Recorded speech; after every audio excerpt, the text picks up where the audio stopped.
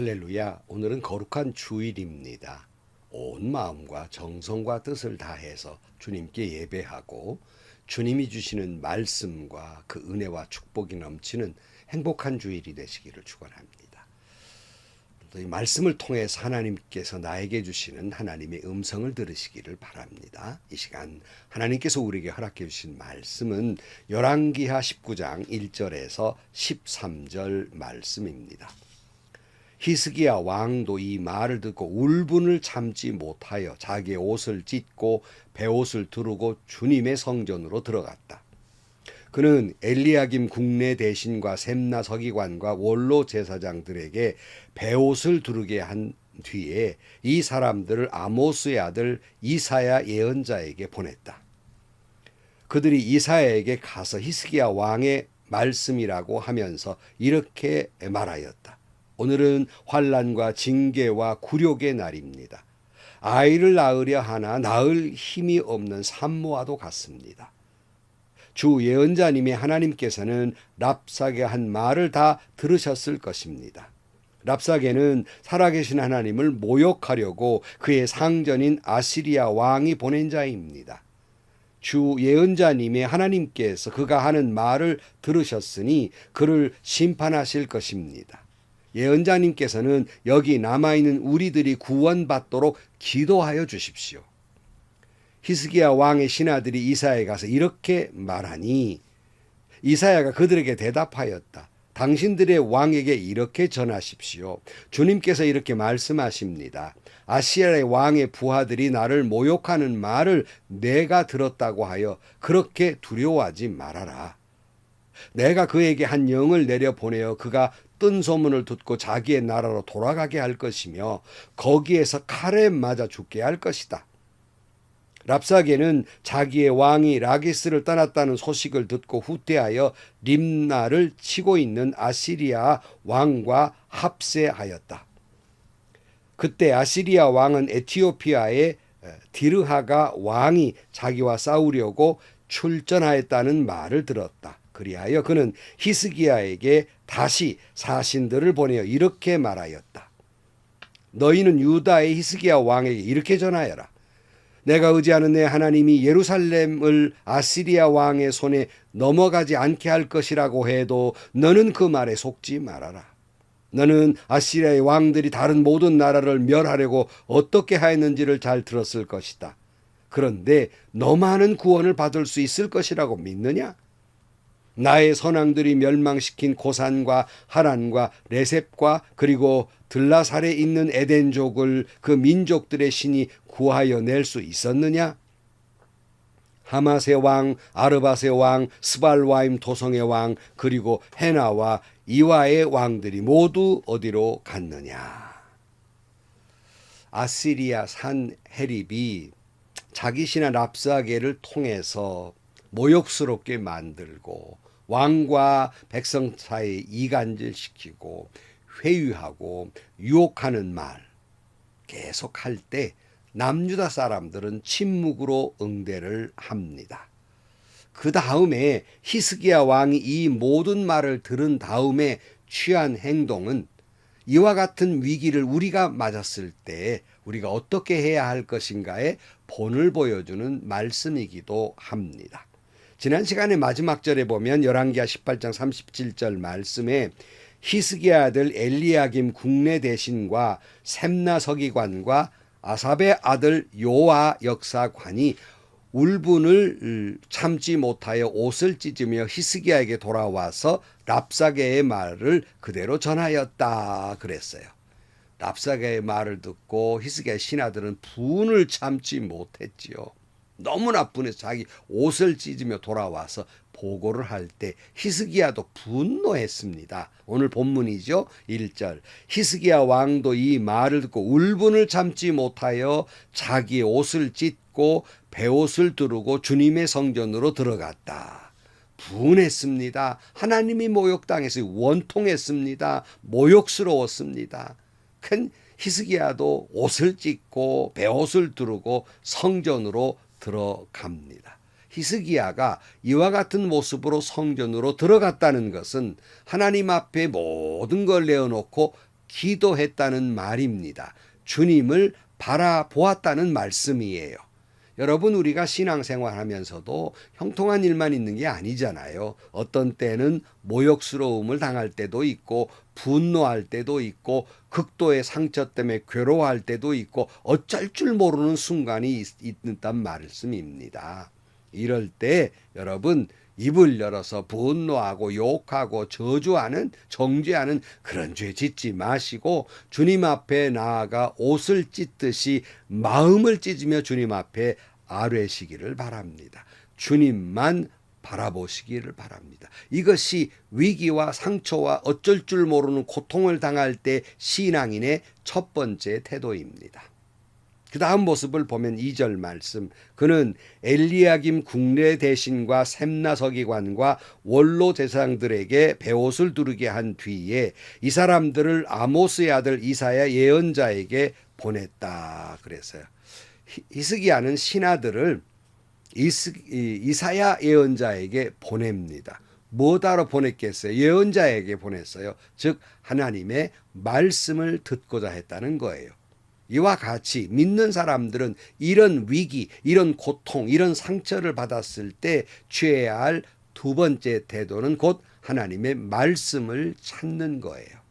오늘 3절, 그들이 이사에게 가서 히스기야 왕의 말씀이라고 하면서 이렇게 말하였다. 오늘은 환난과 징계와 굴욕의 날입니다. 아이를 낳으려 하나 낳을 힘이 없는 산모와도 같습니다. 지금 이 남유다의 형편이 아이를 낳으려 하지만 낳을 힘이 없는 산모 형편, 그러니까 앉지도 못하고 서지도 못하고 죽지도 못하고 살지도 못하는 이런 지금 형편이 지금 남유다의 모습이라는 말이에요.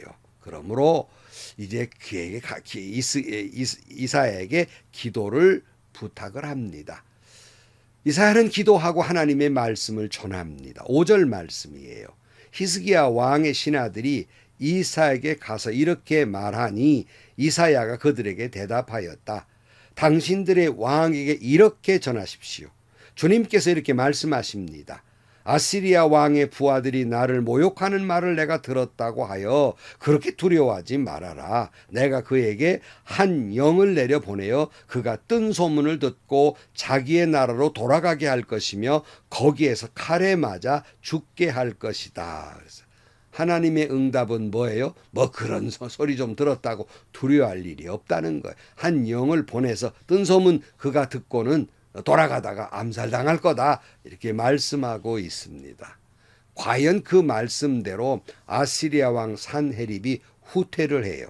8절 말씀, 랍사게는 자기의 왕이 라기스를 떠났다는 소식을 듣고 후퇴하여 림나를 치고 있는 아시리아 왕과 합세하였다. 그때 아시리아 왕은 에티오피아의 디르하가 왕이 자기와 싸우려고 출전하였다는 말을 들었다.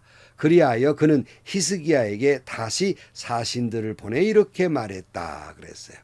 다시 위협을, 다시 협박을 합니다. 10절 말씀 보면 너희는 유다의 히스기야 왕에 이렇게 전하여라. 너희가 의지하는 내 하나님이 예루살렘을 아시리아 왕의 손에 넘어가지 않게 할 것이라고 해도 너는 그 말에 속지 말아라. 너는 아시리아 왕들이 다른 모든 나라를 멸하라고 어떻게 하였는지 잘 들었을 것이다. 그런데 너만은 구원을 받을 수 있을 것이라고 믿느냐? 나의 선왕들이 멸망시킨 고산과 하란과 레셉과 그리고 들라살에 있는 에덴족을 그 민족들의 신들이 구하여 낼 수 있었느냐? 하맛의 왕, 아르밧의 왕, 스발와임 도성의 왕, 그리고 헤나와 이와의 왕들이 모두 어디로 갔느냐 그랬어요.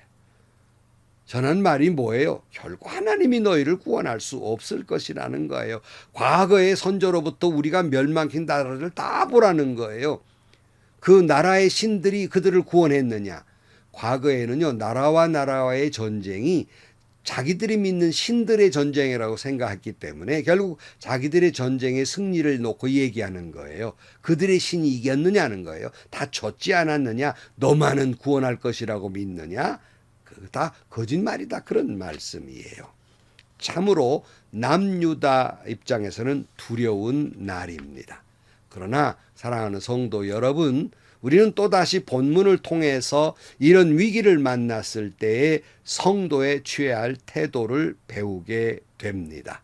무엇보다 먼저 어떤 일을 만나든 우리는 히스기야 왕처럼 주님께 나아가 옷을 찢는 마음으로 마음을 찢으며 주님께 나아가 기도하시기를 축복합니다. 주님만 바라보시기를 축복합니다. 그 다음 두 번째, 주님을 바라보며 뭘 찾아야 되냐면 말씀을 찾으시기를 바랍니다. 무슨 일을 만나든 말씀에 귀를 기울이시기를 바랍니다. 말씀을 묵상하시기를 바랍니다.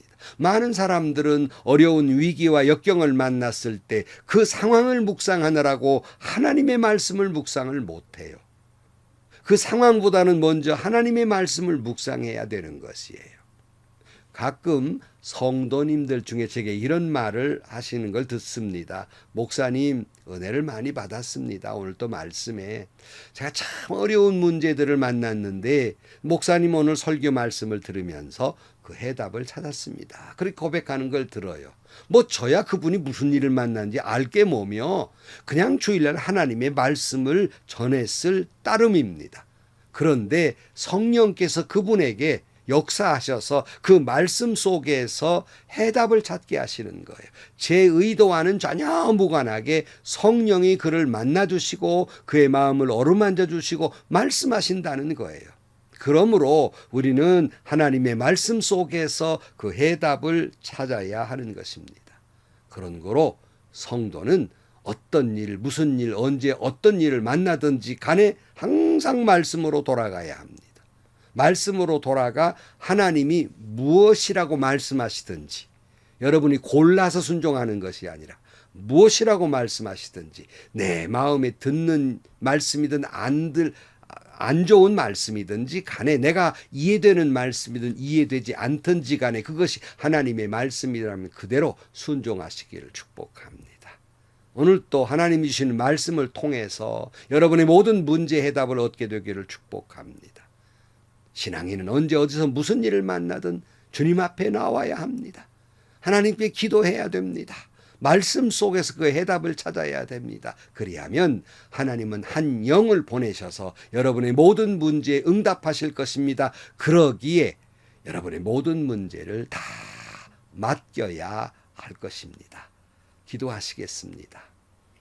하나님 아버지, 어려운 일을 만날 때 저희들은 어려움 속에 푹 빠져서 하나님의 말씀을 찾지도 못하고 기도하지도 못합니다.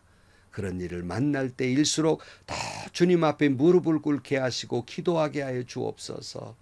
하나님의 말씀을 찾게 해 주옵소서. 말씀 속에 그 해답을 찾고 내 모든 문제를 다 주님께 맡기는 저희들이 되게 하여 주옵소서. 예수님의 이름으로 기도하옵나이다.